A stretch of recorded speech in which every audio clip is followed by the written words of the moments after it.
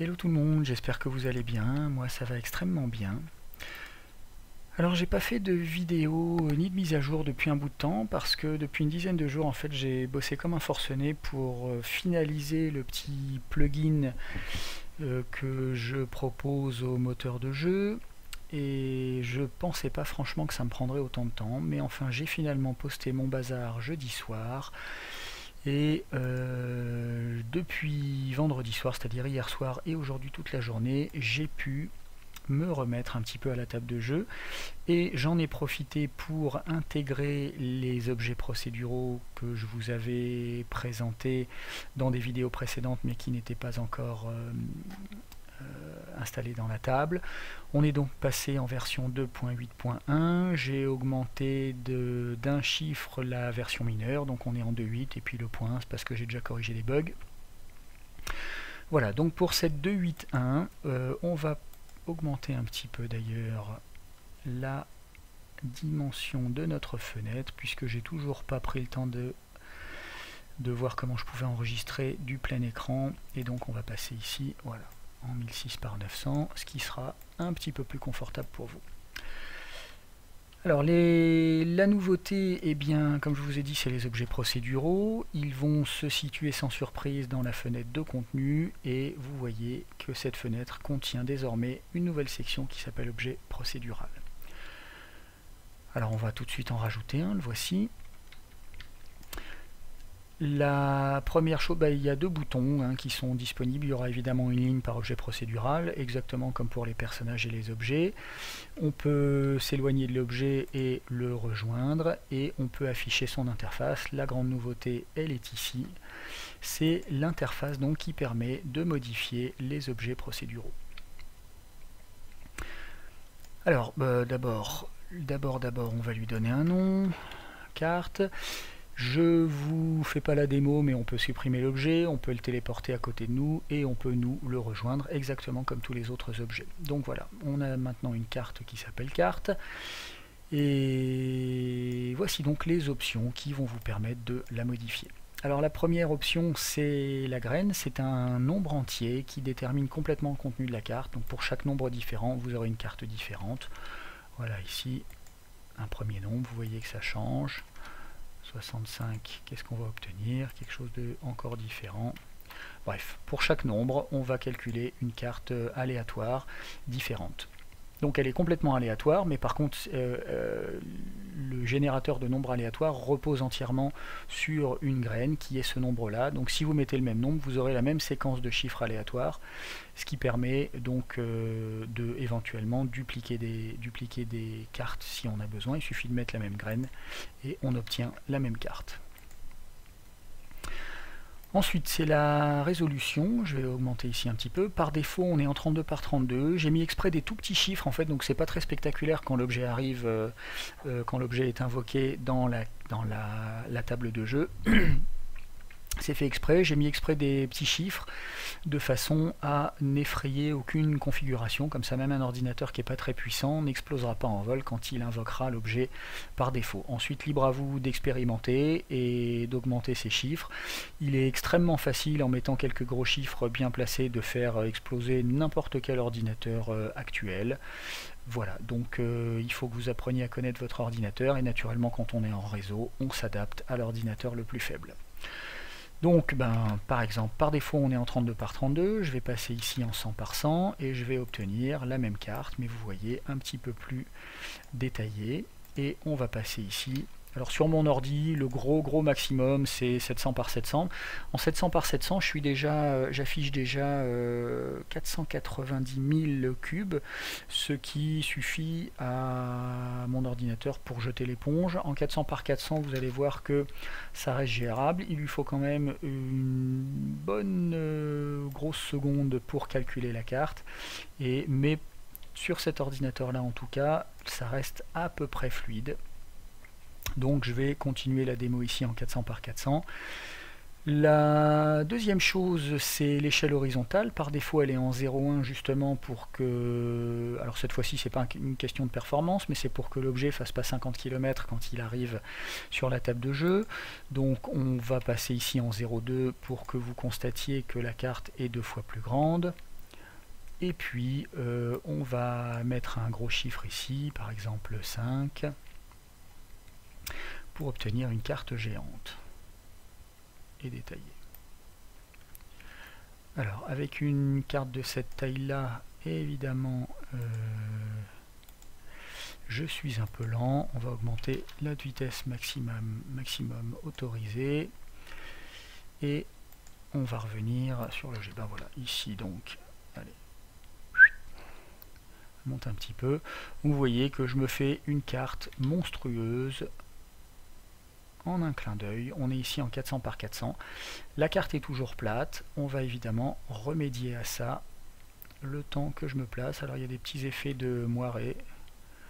Je ne suis pas anti-aliasé. Peu importe. Donc on va réafficher l'interface de notre carte et on va l'afficher comme ça pour que vous voyez un petit peu le relief. Voilà, le nombre suivant c'est l'échelle verticale qui détermine l'importance du relief de votre carte. Donc par défaut ce nombre est à 0, ce qui force une carte entièrement plate. Et si on donne une valeur, par exemple 20, vous allez voir la troisième dimension qui va apparaître. La voici ici. Voilà. On va passer à 50. De mémoire, c'est une valeur tout à fait correcte. Et voilà, on va fermer ça. Voilà. Et vous voyez que je peux me promener dans ma carte sans trop souffrir. J'ai mis une échelle de 5. Alors évidemment, je vous passe les détails. Mais toutes les autres options du jeu sont toujours là. En particulier, on va faire quelque chose de sympathique ici. On va donner une vitesse au soleil et on va appliquer.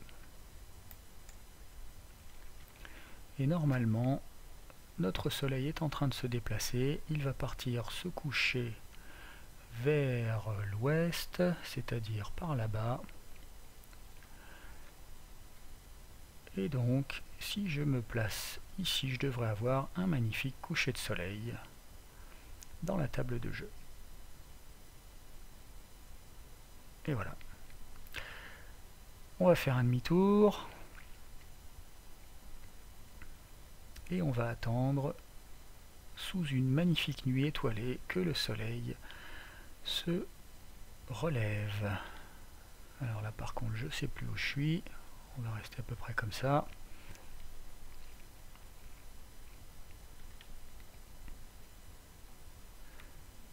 L'horizon s'éclaircit et voici plein est le soleil qui devrait se lever par là.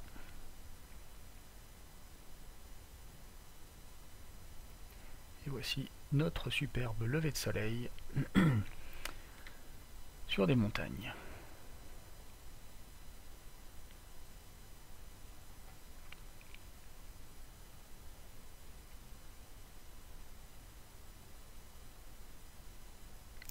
Voilà, voilà. Alors, on va couper la chic au soleil, c'est rigolo, mais on n'en a plus besoin. On va le remettre à midi, par exemple, et on applique ici.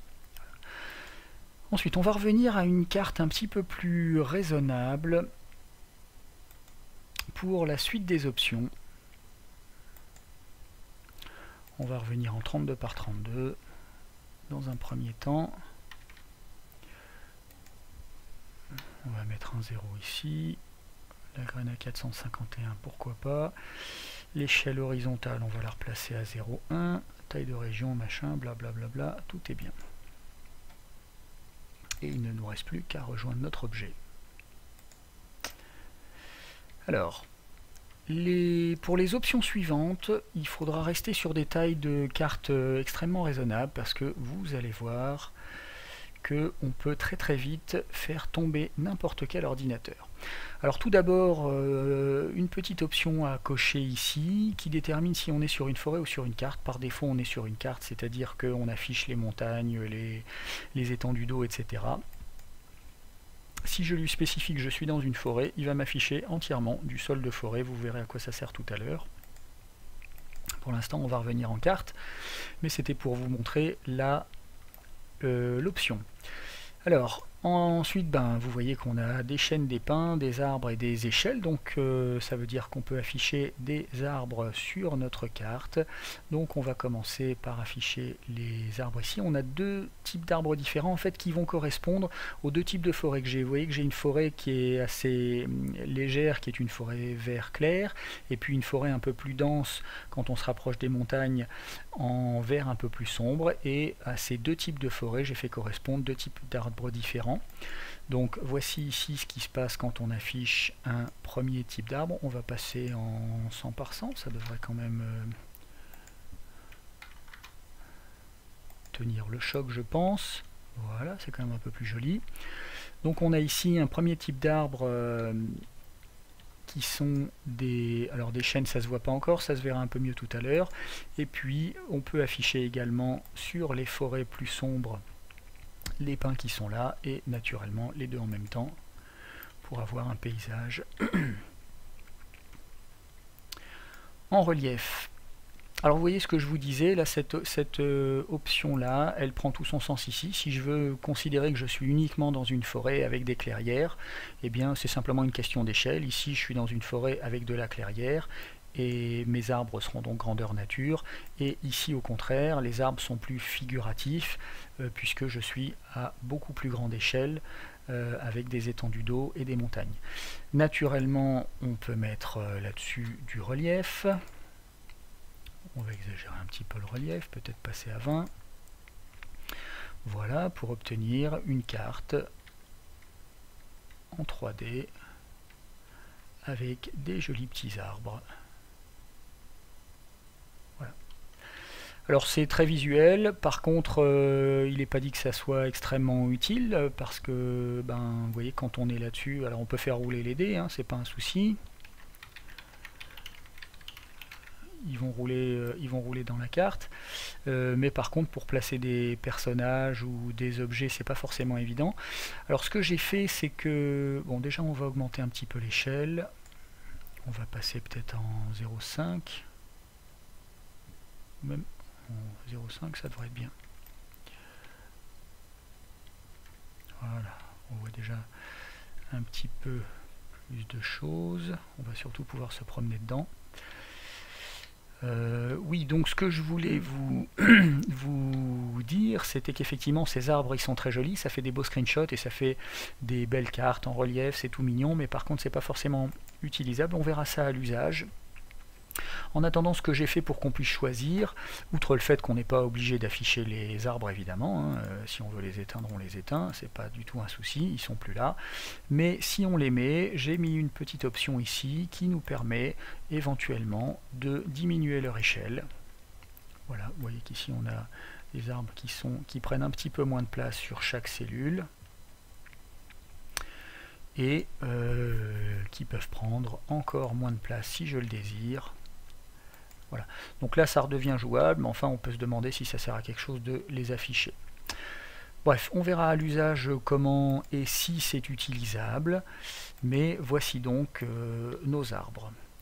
Alors juste petite chose, je vais rester en 100 par 100, ça va pas être fluide, mais j'offre la possibilité d'afficher des arbres en haute résolution. Vous voyez que là les arbres ici ce sont des petits arbres géométriques, on en a deux types différents, vous voyez des arbres un peu ronds pour figurer les chênes et puis des arbres un peu plus pointus pour figurer les pins, mais je peux cocher ici l'option arbre haute résolution. Et si je clique là-dessus, eh bien vous voyez que j'ai cette fois-ci des vrais arbres qui apparaissent, par contre au prix d'une perte de fluidité importante, puisque là les arbres en basse réseau, les arbres géométriques, ils font à peu près entre 2 et 300 polygones. Les arbres haute résolution là, et encore c'est du low poly aussi, hein, c'est pas de la très haute résolution, mais ces arbres là que vous avez sous les yeux, ils font aux alentours de 8000 ou 9000 polygones. Donc évidemment pour l'ordinateur c'est pas du tout le même travail, et vous voyez que déjà mon ordinateur sur une carte, en toute petite carte en 100 par 100 avec les arbres haute résolution, il est déjà au taquet, il n'arrive plus à afficher une quantité d'images par seconde suffisante pour donner une impression de fluidité. Mais vous allez voir que ça n'est pas inutile tout de même. Alors on va déjà supprimer ces arbres haute résolution, Donc quand on travaille sur des cartes un petit peu à grande échelle, à partir de mettons 50 par 50, évidemment il faudra, si on veut afficher des arbres, se contenter des arbres basse réseau qui permettent de garder un petit peu de fluidité ici. Pour vous faire voir quand même à quoi peuvent servir les arbres haute résolution, on va repasser à une échelle de 32 par 32, une résolution pardon 32 par 32. Par contre on va augmenter l'échelle et on va bien l'augmenter même. Je vais pas l'augmenter tout de suite, je vais d'abord vous faire voir. J'étais à combien? 0,5 je crois. Voilà. Donc ici, alors par contre l'altitude est pas terrible. Donc ici sur une réseau 32 par 32, je peux afficher de la haute résolution sans aucun souci. Sans trop de soucis on va dire. Alors ici les montagnes escarpées c'est sympathique, mais on va baisser un petit peu ça. Qu'est-ce qui se passe si je repasse à 5? Est-ce que c'est un petit peu... voilà. Et à la limite, même pour ce que je veux vous faire voir, on va repasser à une carte plate. Et tiens, j'avais des dés encore, on va les supprimer. Et on va afficher tout en forêt. Et vous voyez qu'ici, j'ai une forêt haute résolution en 32 par 32, mais qui me permet tout de même d'afficher des clairières avec des arbres différents. Alors si je veux des grandes clairières, eh bien, il suffit de n'afficher que les chênes et de supprimer les pins. Et si au contraire je veux une forêt beaucoup plus clairsemée, eh bien j'affiche que les pins et vous voyez qu'il n'y a plus grand chose ici. Je vais laisser les deux pour la démo ici. Alors ici évidemment on ne se rend pas forcément compte de l'intérêt de la chose. Bon, ça fait une jolie petite maquette, c'est mignon. On peut jeter des dés dessus comme toujours. Et voilà. Mais ce qui est sympathique, c'est qu'évidemment on peut, sans modifier la résolution, augmenter l'échelle horizontale. Et donc si on va passer à 10, j'espère que ça ne sera pas... Voilà, et là vous voyez que si je passe à 10, et bien ici, j'affiche une forêt géante. Alors la forêt, elle est énorme, hein. Vous voyez que j'ai un territoire qui est assez grand. Et je peux faire donc, si je veux, oups, je suis passé sous le sol, on va remonter un petit peu. Voilà, et je peux faire maintenant une promenade dans ma forêt. Voilà, avec des chênes, des pins. Alors j'ai pas mis de collision sur les arbres, on peut les traverser. C'est exprès, hein, parce que sinon c'est ingérable. Mais donc voilà, il n'y a pas de collision sur les arbres. Donc si on veut jouer à l'oiseau, et ben voilà, il suffit de décoller. Donc on a on a de la clairière. Ça veut dire qu'on peut faire ici des mises en scène grandeur nature. Pour toute altercation ou feu de camp ou ce que vous voulez qui doit se dérouler dans une forêt, on a des clairières, et quand on prend une petite carte de 32 par 32 comme celle-ci, vous voyez que ça suffit largement pour mettre en scène une scénette rapidement. Donc voilà, si on veut faire un combat contre des trolls près d'un feu de camp, il suffit de faire ça. Évidemment, je vous rappelle que si la forêt ne vous plaît pas, vous pouvez absolument la changer comme bon vous semble en mettant tout simplement une autre graine. Voilà. Voilà. Et ben, ça vous donne une petite idée de ce qu'on peut faire avec toutes ces nouvelles options. Vous voyez que c'est assez riche. Il y a des choses, comme je vous ai dit, hein, je ne sais pas si tout restera définativement. Il y a des choses qui serviront peut-être à rien. Si les arbres haute résolution finalement consomment plus de ressources qu'ils n'apportent d'intérêt, ils gicleront. Et puis si d'une manière générale les arbres ne servent à rien et qu'on passe notre temps à jouer avec uniquement des cubes sans mettre de relief, il n'est pas interdit de supprimer des arbres complètement. Mais enfin ça fait au moins des beaux screenshots, c'est toujours ça de prix, c'est beau comme tout. Et ça fait plaisir. Et donc voilà, et ben cette vidéo a été assez longue, mais il y avait beaucoup de choses à voir. Vous avez vu que les options sont assez riches. Et ben, il me reste plus qu'à vous souhaiter une très bonne nuit à tous, et puis à bientôt, donc mardi soir de toute façon. Demain il se passera rien sur la table de jeu, je passe le dimanche en famille, donc c'est pour ça que je voulais aussi poster cette vidéo ce soir. Et donc je me remets à bosser sur la table lundi prochain. Voili voilou, merci à tous, bisous et à très bientôt. Oups là.